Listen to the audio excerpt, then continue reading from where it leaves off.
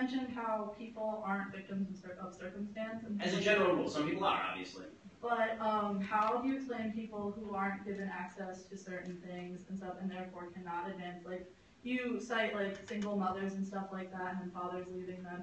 And women, oftentimes, you see it all across the country, Planned Parenthood clinics being closed down and stuff, and they can't get access to contraceptives or abortion and stuff that would stop them from being in that situation. But you think that somehow they should just help themselves, but when in fact... Condoms cost 35 cents. I think they can help themselves. I mean, that's the idea that contraceptives are not available in the United States is absurd. It's absurd. I'm sorry. It's crazy. The idea that you can't get cheap or free condoms anywhere.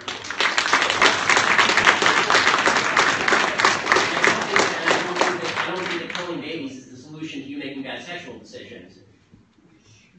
End of story. I mean, I don't see why, the unsuccessful decision that you made was the decision to have sex out of wedlock and then get pregnant out of wedlock. That decision is not alleviated by killing the product. So, since you're going to say mothers are forced to be parents, should you then also incite like laws or something like that, since you're going to force these women to be parents, that force men to be fathers? Well, there already are. It's called paternity tests. They're not fathers because they walk out and leave their kids, and then you have this, as you cite. Yes, absolutely. I'm in favor of that. It's called marriage, and the left undermined it. It was awesome. The system of marriage was the greatest boon to women of all time. And then feminism came along and said women need men like fish need a bicycle. And it turns out that women need men like women need men. That's because we live in a society that's set up so women can't get as far as women. No, it's because God created wombs. So women should just, say suck it and have a child, suck it up and have a child? Well, if you get pregnant, yes, because you don't get to kill things just because it's in your uterus. It's my body. How about you just stay out of it? How about it's dating and you don't get to kill it? You're talking so much about how... I don't care about your appendix. I don't care about your thorax. I don't even care about your uterus. I care about what's in it. And I can take out my appendix if I don't want it, so why can't I take out other parts of my body? Because they're not independent living human beings. They're not independently living human beings when they're a bundle of cells. Oh, okay. So let me get this. Okay. Let's assume that your scientific knowledge is vast. Let's assume your scientific knowledge. So are you also against partial birth abortion? I think I don't understand why people would have At what point does that bundle of cells become a human being in your view? Sorry. No, really. I mean, this is. No, I just need to calm down for a second. Sorry, did I trigger you? You want to go to another question?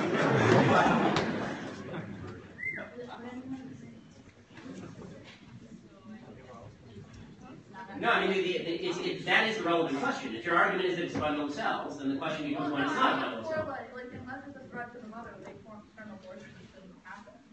But if it's a threat to the mother's health, or the mother, I don't see why he would force a living human being to give birth to that.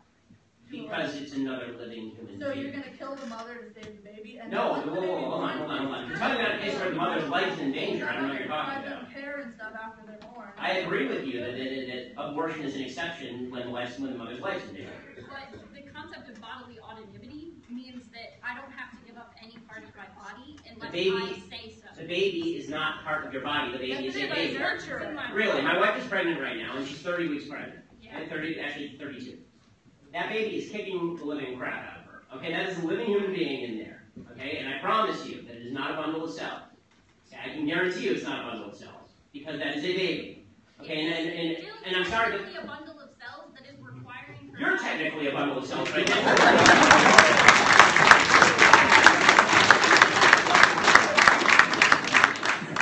You can say no. That is the concept of bodily autonomy. The entire concept of why. Okay. So we have other questions that need to be asked. You have 10 minutes. We can go on all down this, but here's the final point. Abortion is a very simple issue.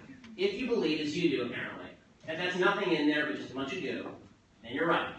If you believe in something called science, that is more than a bundle of goo, then you do not get to kill it just because it's convenient to you. And let me tell you something. No, science definitely dictates that a fetus, until it can leave the womb and be technically viable, is a bundle of cells inside a person. Okay, so if you can only live on life support, you're not a person.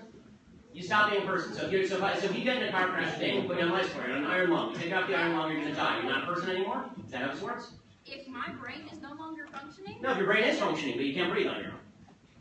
then I'm still technically viable. Brain function. No, you're not, because the machine is keeping you alive. Look, again, the bottom line is this. If you are defining whether something is a life or not based on your own convenience, that is the nature of evil. Okay, defining what a human being or not, whether something is a human being or not, based on whether you want it or not, is nasty. You manipulate science to enhance your own. You're the one manipulating science. You're the one suggesting that it's like snot. You it's not. Mental illness, when in fact the DSM-5, which is the definitive psychological examples of mental illness, has declassified it. The DSM is highly politicized and has been for decades. And it was until 2 years ago, it was classified as gender identity disorder of mental illness. Okay, we can move on to questions. Yeah, because you just don't like what we're saying. No, see, the difference is I let you talk. No, let's go. You actually know my father, but you had the same conversations with him, and you shut him down too. In what way have I shut you down? You've been talking for like 10 minutes here. She's been talking, I've been talking, but you haven't actually answered her questions. No, I did. You just don't like the answer. And I'm sorry if you don't like the answer. What's up? Oh no, I understand your answer, but... How about you let other people talk?